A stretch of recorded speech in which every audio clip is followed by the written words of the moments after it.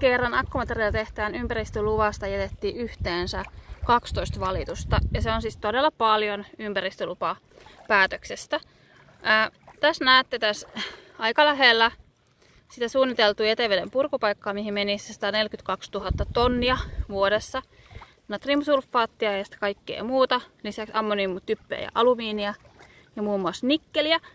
Niin täällä kasvaa siis tätä rakkolevää. Ja tämä rakkolevä on siis Itämeren avainlajeja, joka tarjoaa elinympäristön hyvin monille muille lajoille. Mutta kysymyshän sitten kuuluu, että jos hallinto-oikeudessa CNGR saa edelleen luvan laskea ne kaikki jätteet tähän Itämereen, niin mitä käy tälle meriluonnolle? Totta kai mä toivon, että valitukset hyväksytään ja